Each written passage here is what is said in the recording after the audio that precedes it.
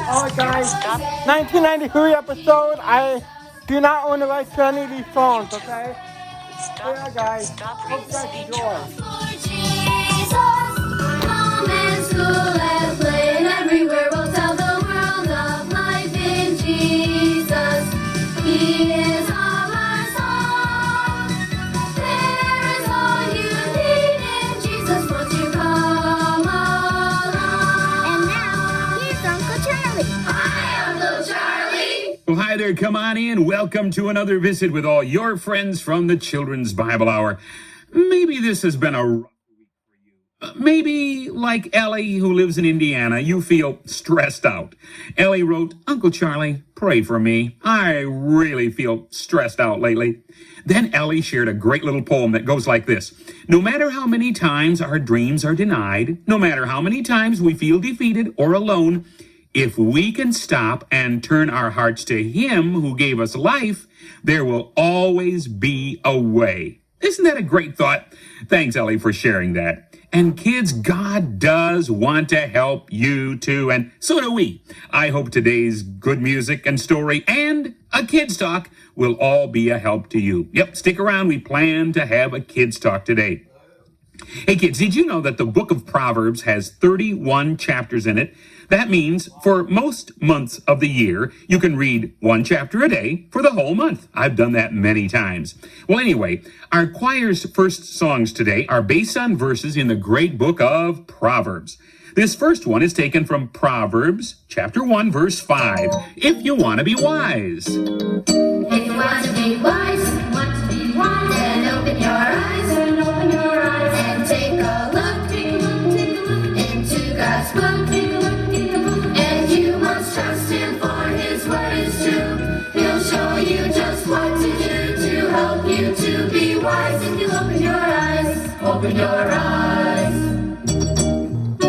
If you want to understand His perfect plan, and stay away from evil ways.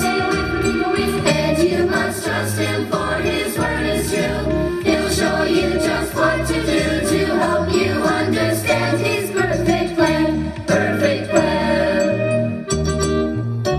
If you want to do right, love the Lord with all your might, and follow Him through thick and thin.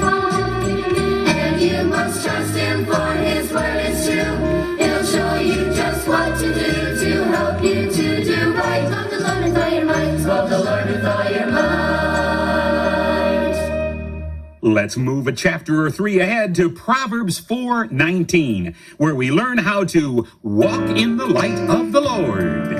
Don't stumble down the road of darkness. Walk in the light of the Lord. Don't tumble into a big mess. Walk in the light of the Lord. Not to the left or to the right, but straight ahead, doing what is right. Don't stumble down the road of darkness. Walk in the light of the Lord. Don't stumble down the road of darkness. Walk in the light of the Lord. Don't tumble into a big mess. Walk in the light of the Lord. Not to the left or to the right, but straight ahead, doing what is right. Don't stumble down the road of darkness. Walk in the light of the Lord. Walk in the light of the Lord. Walk in the light of the Lord. Well, like I said, we'll have one more good Proverbs song before the story, which, by the way, is entitled It's Later Than You Think. Hey kids, do you go to Sunday school? Or maybe you attend on Saturday. Well, whichever day, going to Sunday school is important. And it's important to invite your friends to go with you. Melissa has a good song ready, written many years ago by Stuart Hamblin, but still a good song for today. The Lord is counting on you. I love to go to Sunday school. I love to sing the songs. But I don't like an empty seat. I know there's something wrong. I want the Lord to be proud of me. His work I'll gladly do. I know a song to get them in. Listen and learn.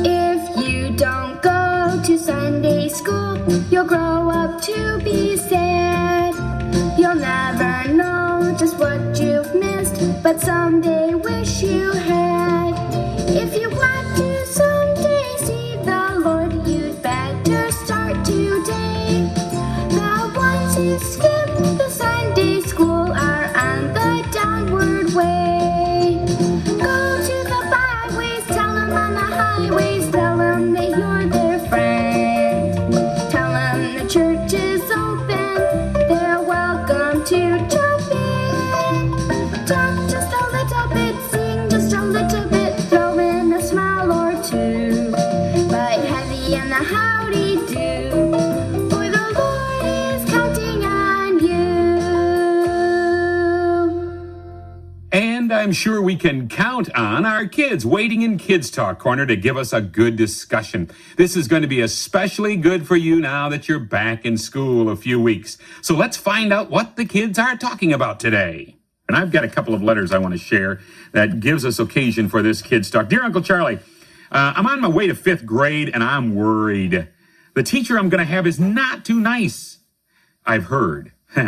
Could you possibly have a Kids Talk soon about how I could react to problems in the classroom? And here's one from Rachel, who lives in New York. Could you sometimes have a Kids Talk on school? Because there are many children who don't like school, that have problems in school and stuff like that. I'm homeschooled, and I'm in the 6th grade. By the way, let's introduce our kids here that are with us. In fact, we have 4 brand new kids that have not been with us before for a Kids. Well, Chris, you have about a year ago, but let's start with you. Give me your name and your age, okay? Chris, I'm 13. I'm Adam, and I'm 11. I'm Rebecca, and I'm 11. I'm Kathy, and I'm 10. Okay, so from 10 through 13 are young people with us today. Now, you've been in school for a few weeks now, and you all love school a whole bunch, right? No. Oh, my goodness. Now, wait a minute. All right, let's start with not liking school. Why would a kid not like school? Kathy? It's probably because they don't like their teacher. Chris? It's boring. It's what? Boring. Boring. Okay. I could tell you a Calvin and Hobbes cartoon about that, but I'd better not. Adam? Because the teacher might give too much homework. Okay. They're bad kids, and the teacher punishes them more than their last teacher. Okay. Now, do you have any suggestions for them? Rebecca, what suggestion would you have for somebody that doesn't like school? Be bold and be strong about it because Jesus is with you. All right, very good. Chris? Well, like to adjust to a new school, they could find out things about the school that interest them, like sports or clubs or something like that. Okay, don't just go for the classroom. Go for the stuff outside the classroom. Would you think that would be a good idea? Yeah. To help you like school? I mean, I was in everything that I could be in outside of school. In fact, I got a lot more out of the stuff out of school than I did, in just the classrooms. And so that's a good suggestion. Find out some of the other things, the clubs and things you can be involved in. Now, what about verses? Adam, do you have a verse that you could suggest? 1 Corinthians 10:31 says, whatever you do, do it all to the glory of God. All right. And it also says, do it with all your heart. How about another verse? Kathy, you said... Ephesians 6:5 says, slaves obey and respect their master. It's sort of like students obey and respect your teacher. Do you sometimes feel like a slave in school? Yeah. I wondered if maybe that was why you picked that verse. That's a good one. Now, what if your teacher isn't as nice as your last one? Kath, what can you do? Well, you can start being nicer to the teacher and to the kids and trying to find more about the teacher. Okay, that's a good idea. Find out a little bit more about the teacher. Get to know that person as a person. Rebecca, what about you? Learn to treat them the same and be kind to them. Okay, and remember, you have to deal with only one teacher. They have to deal with all of you, right? Huh? Yeah, think about that. Now, let's talk about attitude. How does your attitude affect the new situation? Rebecca? Well, if you have a bad attitude, then things are going to be bad. All right. Chris? I mean, you said school was what? Boring. Boring. But now, if you keep on thinking it's boring, it's going to keep on being boring, right? Yeah. And if you start to change your attitude towards it, what do you think might happen? It'll seem to get better. All right. Very good. What kind of attitude can you purpose to have, Kathy? Well, you can have a disobedient or an obedient one. I would rather have the obedient one. In other words, it's what you choose, right? Right. Very good. Now, how can you help your teacher when a classmate chooses to be disrespectful or disobedient? How about that? Adam, what can you do? Well, if they're trying to be funny, you can just keep working and not laugh or not join in. Okay. Now, it's cool to join in, isn't it? That's called peer pressure, right? Yeah, I saw your lips moving with that one. Chris, you know what peer pressure is, right? What's peer pressure? It's doing what others want you to do instead of what you should do. Even though you don't want to, you do it because, I want to be cool. I don't want to be thought of as a nerd. Kathy, what else can you do to, to help your teacher? You can talk with the one who's being disobedient and help that one to know to stop doing it. Mm-hmm. And now, how do you think this person's going to respond to you? Well, probably, yeah, maybe that's right. I should stop it. Okay. It'll give them something to think about, right? Right. They'll know that not everybody in the class is going to goof off and fool around with the teacher, right? Right. Do you think that showing love to the teacher and others would be helpful? Yes. How? Give us some practical ideas. Somebody got some, Kathy? By cleaning things and doing things without the teacher telling you to do them. All right. Very good. That sounds a little bit like around the house, too. Huh? Right. Anybody else got something on that, Rebecca? By supporting their feelings. Okay. Let's remember that teachers have feelings as well as kids do. Anybody else on that one? All right. Well, I think one of the things that we haven't mentioned, and that's very important, as you're into a new school year, kids, pray. Every day, when you get up in the morning, ask the Lord to help you have a good attitude and help you to love your teacher and love the kids that are unlovely. Ask God to make you a loving servant of His, and I think you'll find that you'll have a great year with Jesus at your side. Well, our thanks to Kathy and Rebecca, to Chris and to Adam for a good discussion on the topic of school. Well, after that good kids talk, let's get back to our music as we hear from Jonathan with a song that says, "Our God is in control." First, he has some verses. To whom then will you liken me? Or to whom shall I be equal, says the Holy One? Lift up your eyes on high and see who has created these things, who brings out their host by number. He calls them all by name, by the greatness of his might and the strength of his power. Not one is missing. Have you not known? Have you not heard? The everlasting God, the Lord, the creator of the ends of the earth, neither faints nor is weary. His understanding is unsearchable. He gives power to the weak, and to those who have no might, he increases strength. When our vision of God is small, our problems seem great in size, then we must believe the Lord with our all, and on Him fix our eyes. Our God is in control. Though pressures burden the soul, He allows both major and minor in His perfect harmony. God is in control. Though pressures burden the soul, His sovereign plan is a symphony which will ring for eternity.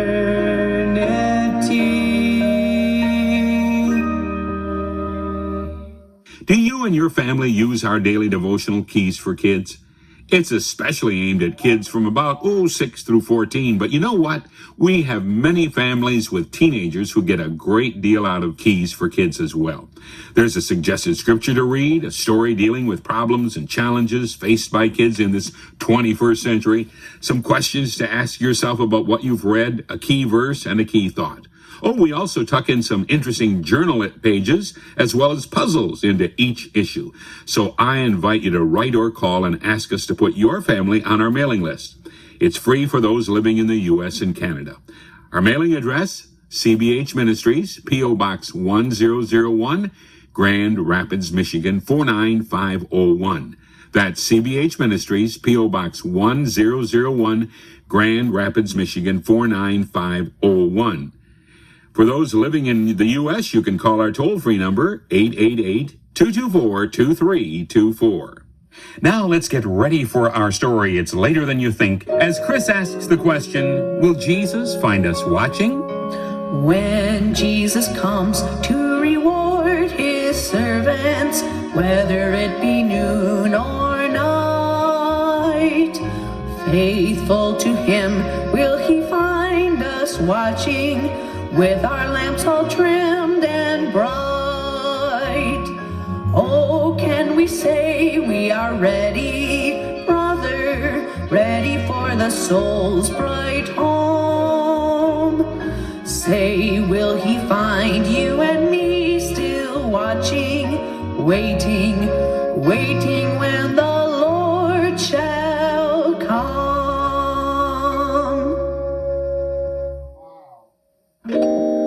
Our story today, written especially for the Children's Bible Hour by Harry Trover, is entitled, It's Later Than You Think. Billy and his parents had recently moved to the country. Although his dad worked in town, he enjoyed what he called playing farmer in his spare time. They had a big, beautiful garden with lots of fresh vegetables. They even kept a couple of cows and a few hens in the small barn on the farm. Billy loved country life, and he had fun playing in the barn, fishing in the creek, and watching the crops grow. He had a new friend, too, a boy named Jerry, who lived not too far away. Billy even liked helping with the chores, most of the time, that is. One evening, as he lay on his back in the grass and watched the clouds drift by, he heard the phone ring. When he went into the house a little later, his parents looked very serious. Dad glanced up and said, "Oh, there you are, Billy. We've just been talking about you." You have? What about me? Well, we just got a phone call from Grandma Martin in California. She had some bad news. Grandpa has had a heart attack and is in the hospital. Oh, no.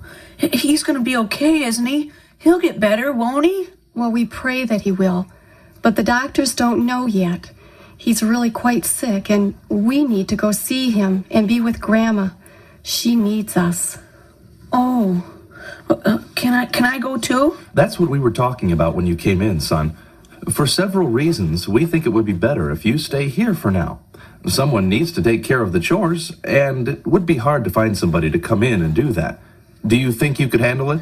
All alone, you mean? All alone. Well, maybe I could get Jerry to come over and stay with me while you're gone. He could help me. No, that wouldn't work. Why? I'm afraid Jerry would hinder more than he would help. We wouldn't leave you home all alone, though. We've already checked and found out that at night you can stay with the Simpsons across the road. But during the day, you'd have to come home and take care of the animals in the garden all alone. Could you do that? I guess so. How long will you be gone? Will it be a couple of days or a week, maybe? We really don't know. We'll come back as soon as Grandpa is out of danger. I wish I could go with you. I'll miss you guys. Oh, we'll miss you too, son. I just hate to leave you, but this seems to be the only way to handle this. I'll make a list of things I want you to do. It'll keep you so busy, you won't have too much time to be lonesome. Okay, Dad. Yeah, I can do it. Yeah, you can count on me to take care of everything. Don't worry, Mom. Everything will be all right. Oh, I'm sure it will. Good. If you've done your work well by the time we get back, we'll have a reward for you. Can you guess what? Oh, Dad, you don't mean that bike I've been wanting? That's exactly what he means. But remember, no work, no reward.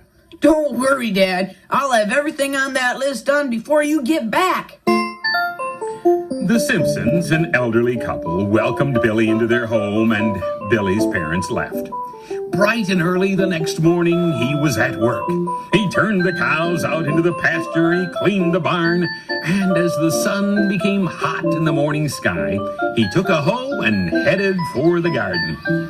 Then he heard a whistle, and he looked up to see Jerry coming up the driveway. Hey, Jerry. Hi, Billy. Hey, I heard your grandpa's sick, and you're staying with the Simpsons. Do you really have to do all the chores by yourself? Sure. Dad left me a list, and I can do it easily. When are your folks coming back? Well, they don't know. Maybe in a week, or maybe sooner, or maybe even longer. But they'll come back as soon as they can. Boy, what a lot of fun you can have while they're gone. Fun? Well, maybe, but I have a lot of work to do first. Our work will keep. Let's go swimming. I'm hot. So am I, but I have to hoe the garden first. What's the rush? You said your folks may be gone for a week or more. Why not have a little fun while you have a chance? You got lots of time to get everything done before they get back. Well, I don't know. I better keep at it. Dad said he's going to buy me a new bike if I have all the work done when he gets back. No kidding? Tell you what, I'll make you a deal. Let's have some fun for a couple days, and then I'll help you with your work. If you let me ride your new bike sometimes. Let's go swimming now. Well, I'd better not, Jerry. What if Dad comes back sooner than we think? If the work's not done... It'll be done. If both of us pitch in, we can do it all. And still get in some swimming and fishing. Well, it is getting hot, isn't it? No kidding. Come on, let's go down to the swimming hole, Billy. You're not kidding about helping? You'll really help me before Dad gets back? Sure I will, I promise. Now come on, let's go. Before Billy knew it, several days had slipped by, and except for the regular daily chores, hardly any of the work on the list was done. Garden was full of weeds, the lawn needed mowing, the patio had not been swept. His parents had called to see how he was getting along and to let him know that Grandpa was out of danger. Didn't say when they'd be home. He knew the time might be short. Early one morning, he stood under the oak tree with the list of chores Dad had left for him, trying to decide where to start.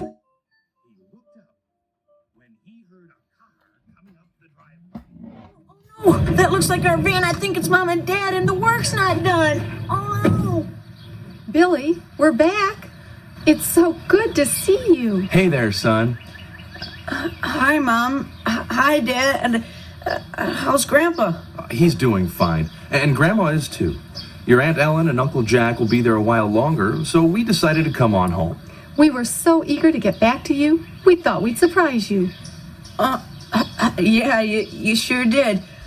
I didn't expect you quite so soon. We have another surprise. Look in the back of the van. Well, don't you want to see what's there? Is it the bike? It sure is. We stopped in town and picked it up on our way home from the airport. Don't you want to see it? Oh, I might as well tell you. I guess you'll find out soon enough anyway. I haven't done most of the things on this list. You haven't? I could see that the lawn wasn't mowed, but I thought you probably were getting ready to do that. But you haven't done the other things either? What have you been doing with your time? Well, Jerry came over the first day you were gone. The story tumbled out, all about how Jerry said they should have some fun, but then instead of helping with the work, Jerry took off on vacation. Billy finished with a plea. Please, Dad, can I keep the bike? I'll work hard now. I won't even try it out until I've got everything on this list done. Please? I'm sorry, Billy, but you had your chance to earn it. You didn't do what you were asked to do, so there will be no reward. The bike has to go back. Both Billy and Dad worked hard all day, catching up on the chores Billy had neglected. After dinner, the family sat on the patio for a while. I sure am tired. That Jerry, he sure turned out to be some friend. Now, don't blame Jerry for your mistakes, son. It's true that he wasn't a good influence this time, but you are responsible for what you do or don't do. We're all responsible for our own actions. And you know, I was just thinking, if we're not careful, we'll all miss out on a reward that's been offered to us. You mean like I missed out on a new bike? That's right. We offered you a reward for work well done, and God offers his children a reward if they work faithfully for him. But he hasn't given us a list of things to do like you gave me, though, has he? Well, not exactly, but in the Bible, he gives us lots of instructions about serving him. If we would put them in a list, I think we'd have a rather long one. And he promises rewards for our efforts. God wants us to live for him, to work for him. If we're faithful workers, we'll receive a reward when Jesus returns to take us to heaven. But if we fail to work for him, son, then there's no reward. I'm thinking of a verse in Revelation where Jesus says, "Behold, I am coming quickly, and my reward is with me, to give to everyone according to his work." Just like you didn't know when we'd be back, we don't know when Jesus is coming back. But he is coming. And when he does, there will be no more chance to work. We have to work for him now, while there's still time. And it may be later than we think. Blessed are those whom the Lord finds watching. In his glory they shall share. If he shall come at the dawn or midnight, will he find us watching there?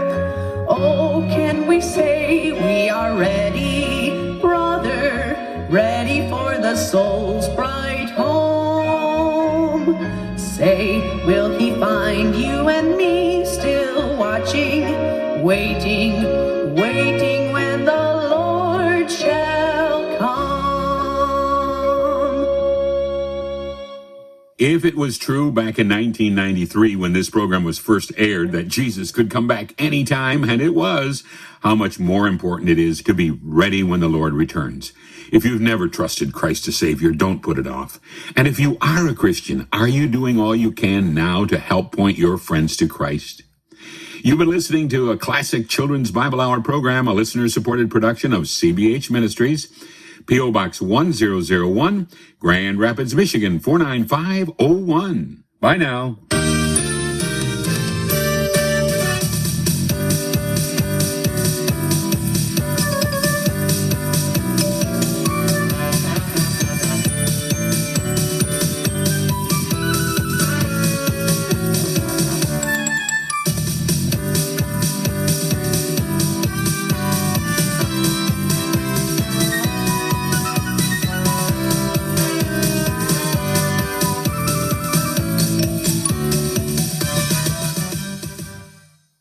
Computer, stop. Alright guys, that's pretty much it. I hope you guys enjoyed this Stop recording. video. Me signing off. A pink